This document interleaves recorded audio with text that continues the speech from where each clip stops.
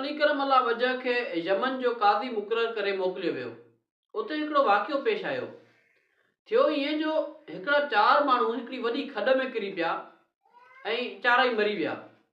असल में उहा खॾ शींहं जे शिकार जे लाइ या शींहं खे पकड़ण जे लाइ खोटी वई हुई।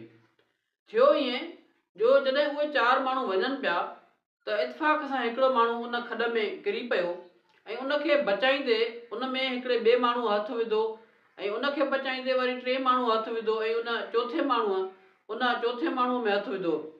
चौथे माण्हू उन 3 माण्हूअ में हथु विझो ऐं अहिड़ी तरह 3 चारई हिक ॿिए खे काबू न करे सघिया ऐं खॾ में किरी पिया। उते शींहं मौजूदु हुयो। शींहं हिननि खे सख़्तु ज़ख़्मी करे विधो ऐं उहे चारई फोत थी विया। हाणे जॾहिं उहे चारई फोत थी विया त उन्हनि चइनी जे जेके कबीला हुया उन्हनि में वॾे हिकिड़े झेड़े जो इम्कान थी वियो ऐं इम्कान हुयो त वधीक खून रेज़ी थींदी। उन जे करे हज़रत अली करम अल्लाह वजह इहो चयो त तव्हां झेड़ो न कयो पाण में, मां तव्हांजो फ़ैसिलो थो कयां। उहे माण्हू हज़रत अली करम अल्लाह वजह वटि आया ऐं फ़ैसिले जे लाइ आमादा थिया। हज़रत अली करम अल्लाह वजह उन्हनि जो फ़ैसिलो कयो त जेको पहिरियों माण्हू किरे थो, जेको पहिरियों माण्हू किरियो आहे उनखे दियत जो चौथों हिसो ॾिनो वेंदो। दोस्तो, दियत इनखे था चवनि त जेकॾहिं कंहिं माण्हू जो खून थी पवंदो आहे त उन खून जे बदिले में बहा याने रक़म मुक़ररु कई वेंदी आहे, उनखे दियत चइबो आहे।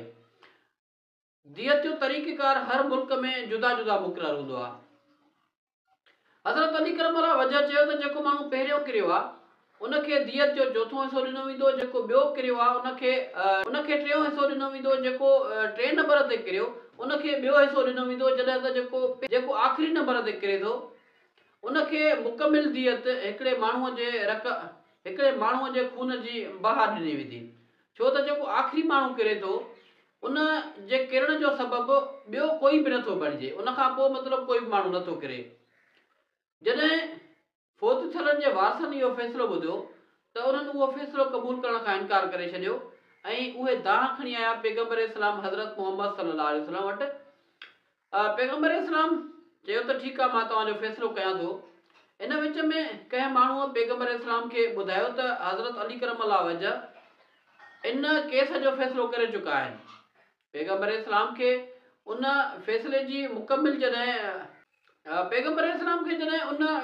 मुकमिल हक़ीक़त खां आगाह कयो वियो त पैगम्बर इस्लाम जन ख़ुशीअ जो इज़हार कयो ऐं इहो चयो त अलाह जो करम आहे जंहिं असांजे ख़ानदान खे हिकमत ऐं अकुलमंदीअ सां नवाज़ियो आहे। फ़ैसिलो उहो साॻियो बरक़रार रहंदो जेको हज़रत अली करम अल्लाह वजह करे चुका आहिनि।